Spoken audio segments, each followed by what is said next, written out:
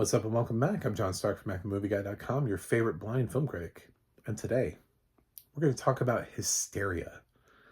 So click like and subscribe because I also review television shows. I'm a movie guy, but I also am using the full power of my streaming subscriptions.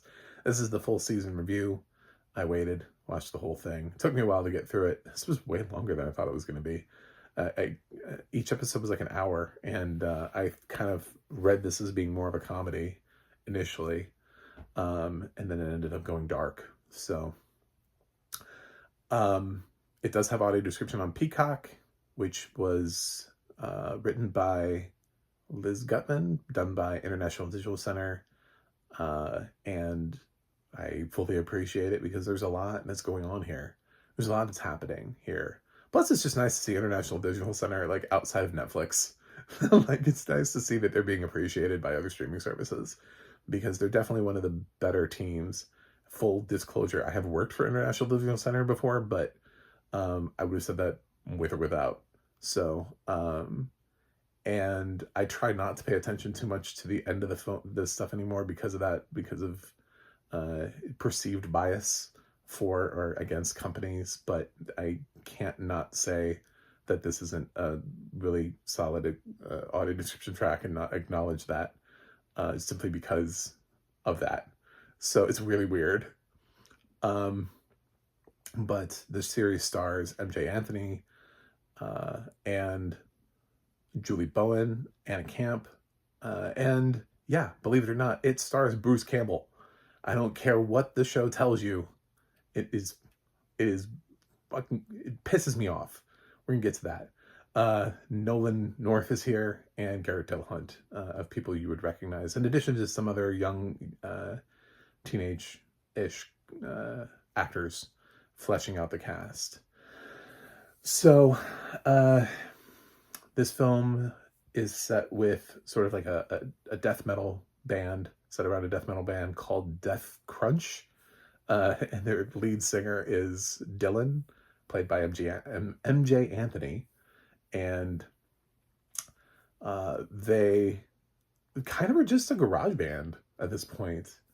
But at the same time this is happening, we also see the series kind of opens with this much the way a slasher movie would open with, kind of like that opening kill sequence where two teens are together in a bedroom, Ryan and Faith, and like sexy time is gonna happen. You know, they're gonna break the rules of horror movies, you know. And somebody comes home, and Faith is scared, and you know, she's like, "Oh, crap, that's my mom. If she finds you here, she'll kill you." And so Ryan hides in the closet, and in bursts into the room a masked figure in black with this weird white mask thing that kind of attacks Faith, and then Ryan attacks it, and then there end up being more of them. There's people outside watching the house, so it becomes a mystery of like, what is going on?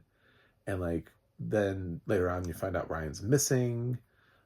Faith also hasn't really been seen. There's a mom that's wandering around sort of preaching that evil has reached the town. It's played by Anna Camp.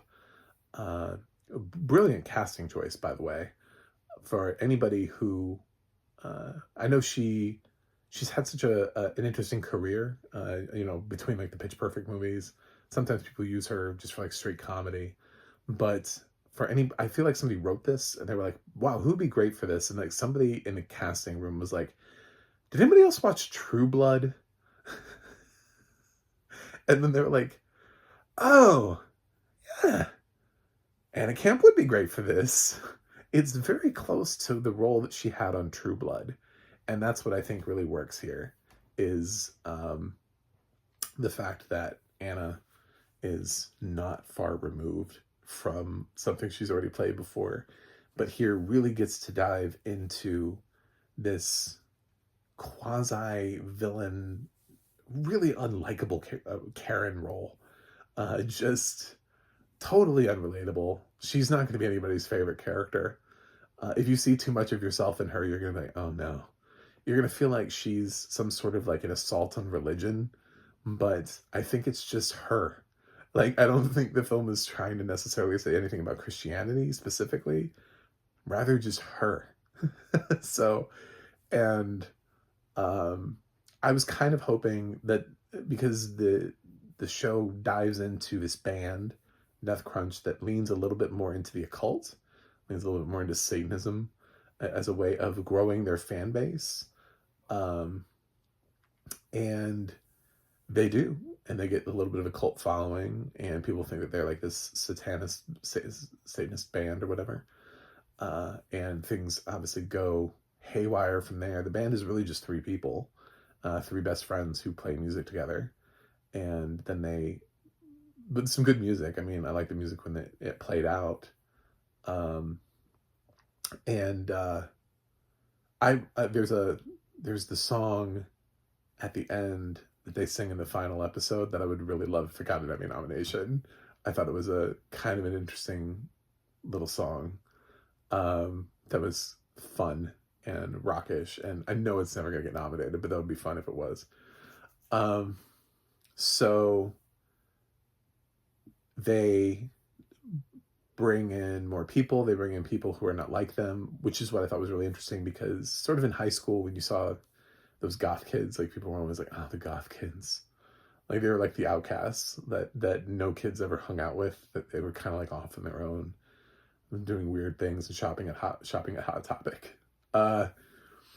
And with the black fingernails and the long black hair and the black clothes and all that kind of stuff, and the bands that they listened to and defined by their culture. And I think that's what the film leans into. But what's interesting about this is that the kids that kind of join the cult are kind of the more popular kids. They got some like athletes and cheerleaders that kind of join in on them. So that starts to become interesting and head in a direction. There's one character, Judith, that starts taking a liking to Dylan, who is incredibly manipulative, and becomes sort of like a beacon for your attention in terms of where the series is headed, because while you're trying to figure things out, Judith is very much like an anchor in this. What is this girl trying to do? So I thought she did a really good performance. Really, I didn't hate any of the acting here. Dylan's parents are played by Julie Bowen and Nolan North. It's great to see Nolan North doing, always when he gets a chance to not have to voice characters, and he's instead given the opportunity to actually play them. So he plays Dylan's father, and Julie Bowen plays his mother. And she is really worried about this Satanist thing and the idea that maybe her son is in a Satanist cult and might have had something to do with Ryan's like missing / murder, whatever. And she starts getting attacked by like an unseen presence. And that's a little bit when the show started to lose me. Is I thought the best thing that was here was, for a show called Hysteria, was keeping it sort of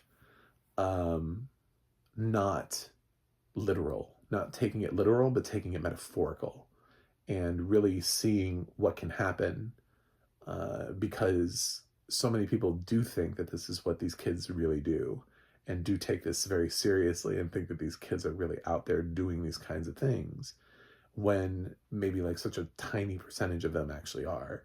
When you think about the amount of people who are aware of what Slender Man is, and yet only like 2 girls went out there and murdered their friend. So is it possible that the Slender Man thing is dangerous for your kids? I guess, but it's really only dangerous if you were the parents of those 2 girls, which sort of just goes to show you more about certain individuals than it does like the overall reach of an individual, of a specific thing. So this show deals a lot, interestingly, with like cult perspectives and what is a cult, and do you even realize you're in one? So you have Dylan, who kind of his band sort of knowingly starts a cult, But then the question is he actually the cult leader, or is Judith the cult leader? Because at a certain point, it really seems like he's taking a lot of cues from her, because he's so enamored with this girl that never would have given him the time of day until she sort of needed this thing to happen.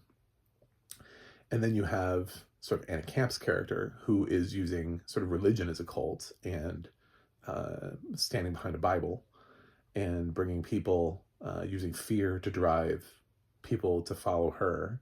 And you see more and more people who are experiencing things like what Julie Bowen's character is going through, and they're kind of following her. And then there's like a third thing that's introduced that you could say has a little bit of a cultish thing to it. And that's introduced in the 5th episode. And I don't want to spoil it because it's introduced late enough that it has such an impact on the final 4 episodes. But at the same time, it's not revealed in the first 4. So I don't really want to talk about it.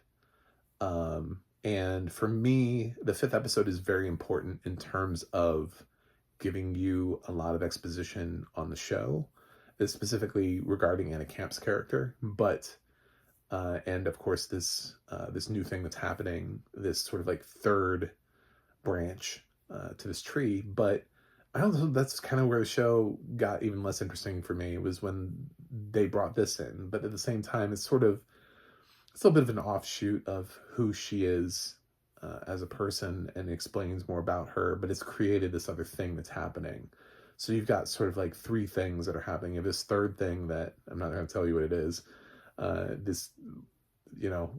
using, Satan and faith and everything like that to drive people. And then you have the kids who are, at least from Dylan's perspective, it's fake. But from Judith's perspective, maybe it's not. So you have sort of that perspective as well. And in and around all of this is Bruce Campbell, who is in every single episode that MJ Anthony is in as a build lead, which I find to be incredibly bizarre that he's billed as with special guest star Bruce Campbell. No, this is a limited series. You can't do that. Like, this has to be like, I know like we don't have laws in Hollywood, but there has to be like an illegality here. He's in 7 of the 8 episodes, which is the exact same episode count that MG Anthony is in. I think Anna Camp is the only one that's in every single episode. But because like I said, the 5th episode is kind of about Anna Camp and her past and everything like that. So I don't remember MJ Anthony being in that episode at all, even though he's technically the series lead. And he has an immense amount of screen time. He has more screen time than most characters. I argue he has more screen time than Julie Bowen, who is sort of taken off the table when she starts having these weird things that actually start manifesting, which I didn't really like, because again, I was kind of more about the metaphorical, which I think the show still is trying to say we are metaphorical, and it's like, but you're literal. So at the same time, I get what you're saying, like, but they're showing you a lot of things that are supposed to be taken at face value. Like, if you show me that, then I accept it. And like, even if you're trying to suggest, well, it's metaphorical and she's not, maybe she's not really possessed, she's this all in her head. Well, she can't reverse throw herself back up a set of stairs.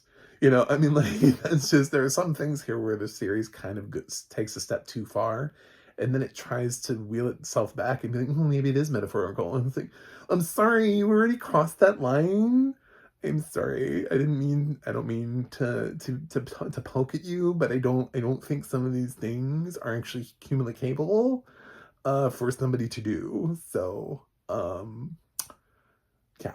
So, it does kind of play with that, like, is it real? Is it not real? What are we seeing? Is it fear?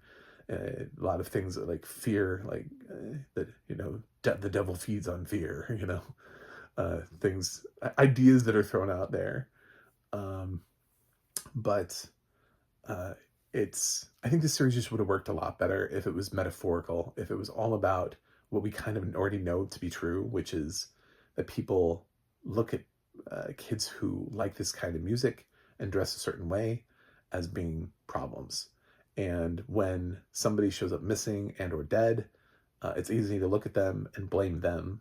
And when they, especially when they lean into it because they think it's silly, and they're like, well, obviously we didn't kill, like, yeah, then, how, what was the dynamic there in a small town? I think there's stuff here that really works and I really enjoyed.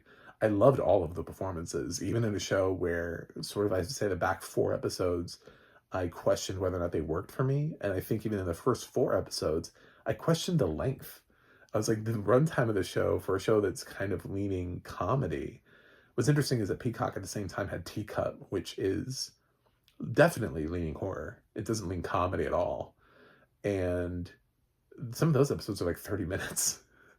So I just kind of looked at Hysteria, which leans occasionally lighter for most of it, as being like, why is this so long but Teacup is so short? Like, this is very odd. Not that I mean, it can be longer. Sex Education was an hour-long show, and that was obviously a comedy. But I felt like some episodes just felt like they were trying to reach the longest runtime possible without actually it being, well, this is obviously all necessary. But as a result, it gives Bruce Campbell ample screen time, and I do not know why he is labeled special guest star. To my knowledge, he's not a current series regular on anything, so I can't imagine that would have conflicted with him contractually, because I know that sometimes that gets a little bit nebulous, but I think we've kind of stopped that. I mean, you have John Goodman is doing the Connors and the Righteous Gemstones at the same time. Is he a guest star on the rest of after 4 seasons of playing the head of the Gemstones? Like, that would be very weird for me to find that out. So yeah, and here's the thing. In terms of Emmy consideration, I think he's in too much of the show to be considered for guest star. I don't think they can actually submit him for guest star consideration. And I know that that's something that's changed with the growing and shrinking episode counts, because it used to be when we were running 22 episode seasons, I think 7 episodes would still be considered a guest star of a 22 episode season. Unfortunately, this is 7 of 8 episodes. There's no way he gets away with being billed as a guest star for Emmy consideration. So it doesn't really matter what you put on the screen and how you try to bamboozle your audience into thinking, oh, it's Bruce Campbell. He's in the whole thing. Maybe that's a spoiler, but I don't think the series really ever puts him in any real danger in the first couple episodes. He's just the cop. He's the sheriff of the town who's investigating the crime. And his perspective is necessary in the show, and he is playing it as neutral as humanly possible, which makes him probably the most damn compelling character in the show, because he's not into the occult. He doesn't really believe in it. He's here for the facts. And to see his character be affected in any way whatsoever as the series progresses is the most interesting thing that happens in the show. So, yeah. If you didn't like Bruce Campbell before, you'll love him after this series, because I thought he was terrific. His narrative throughout the course of the series. But really, I think everybody does a great job. I was kind of impressed with what Julie Bowen pulls off, especially when they kind of ask her to start like replicating scenes from The Exorcist. Like, when she's asked to sort of go off the wall, I'm like, that's the mom from Modern Family. Fun. I think Anna Camp was brilliantly cast here. And she does a really nice job and has a lot of balance to her character. I think MJ Anthony, I've seen him do stuff before, and I think he's an interesting lead character, like a solid teen actor. So I think he's on School Spirits. That's where I think I remember him from. Anyway, so should you watch Hysteria? It's a bit of a mixed bag, but I'm gonna say yes. By the end of it, when all was said and done, I was glad. It was like a book that I read that it was a bumpy ride, but when I closed the chapter on it, I was like, I'm glad I actually watched all 8 episodes of that. It looked like there were some turns, and I was like, I don't know if I agree with that. I don't know if I like that choice. There's still some choices where I'm like, I think a better choice could have been made. I think there are more interesting ways of saying and doing things, but by the end of it, I'm actually oddly interested in a show that I didn't know was coming, and really sort of hooked me. So um, I'm going to recommend Hysteria gently by giving it a B.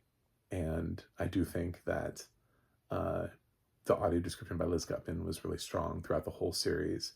And while I can't necessarily go into every single detail because of some of the really subtleties of how they pull things off and show you things, I thought those were the strongest moments of the show where they're like, what is it that you're seeing? Are you seeing, the suggestiveness behind certain things I thought was really strong. So, um, very good work. Anyway, thank you for watching. Thank you for subscribing. And I will see you guys on the other side.